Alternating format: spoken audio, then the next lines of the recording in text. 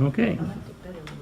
Nobody wants hair and makeup. Okay, let's give our attention to Mr. Cole. Well, thank you. So at our table, we discussed a few examples of being a transforming light at Calvary, within the community of our parish, as well as the broader community. One of the first examples was the Welcome Care and Comfort Ministry. They provide meals for funerals, even for people that are not members of Calvary.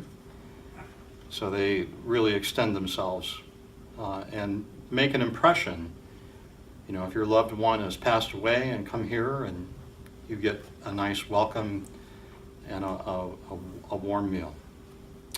Other examples, of course, the choir, the Lems, lay leaders. In the broader community, our commitment to serving every other month at Hesed House, our ongoing work with the food pantry, and a very visible ministry that we have is the Mass on the Grass in the summer. And you know, we talked at length regarding the last point of what might be stultifying or non-transforming, that would like turn people off, I guess, in the vernacular. And the Mass in the Grass, I think, is one of those ministries that is welcoming. It's more informal.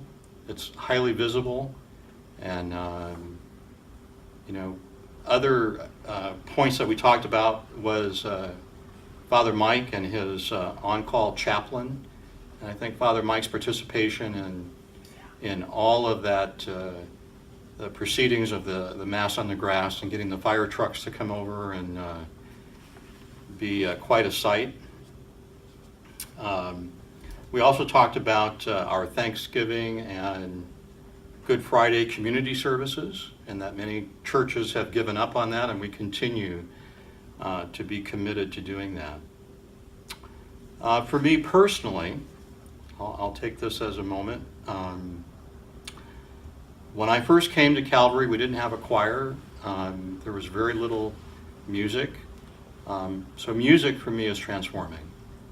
And participating in the music brings the liturgy to life for me, so that, you know, there are, I summed it up by saying that styles and tastes vary. Some people might find a prescribed liturgy, you know, less than inviting, and there are those who think that we just say the words and we're not thinking about them and not, you know, bringing them into our hearts. And I find that adding the music and singing the words of the hymns in addition to the liturgy just adds another component to that, a transforming component for me. So I think if we didn't have music here, I would find that very stultifying. So there are other aspects that we talked a little bit about too, that people in the community that might do things that are very much of a turnoff. And we've had some protesters with their own personal opinions on right to life and that sort of thing, laying guilt trips on us. And I think that's kind of a turnoff. And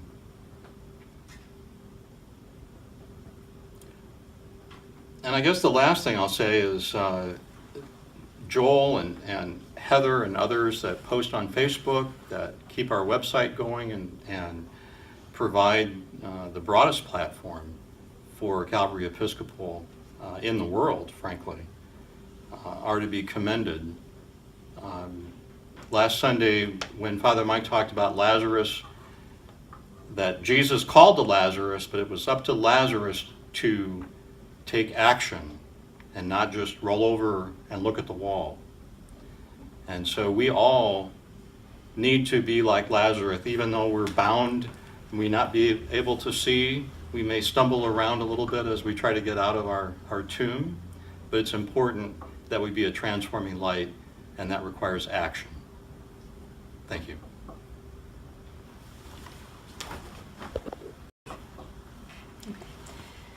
So we also thought about examples of how one person or our whole parish can be transforming lights.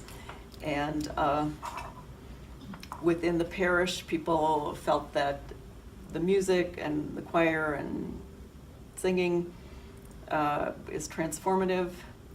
And then throughout the Batavia community, our community at large, things that we do outside of the parish are work with Hesed House and the food pantry, and even having the Islamic Center as part of our building is kind of a witness to our faith.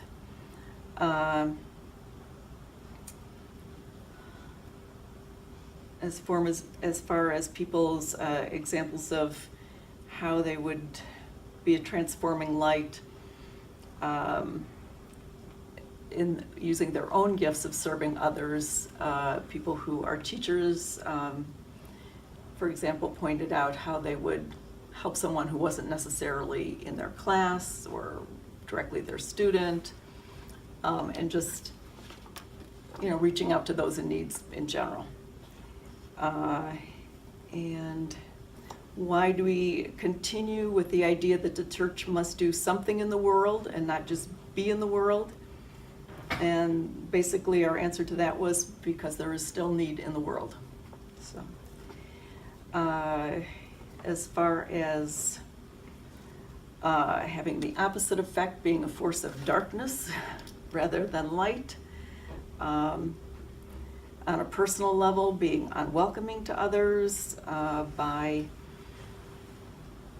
kind of the human tendency to not welcome people who are different, and even more extremely to be so stuck in our ideology that we're polarizing and not open, to dialogue with others. And that was about some of our conversation. Thanks.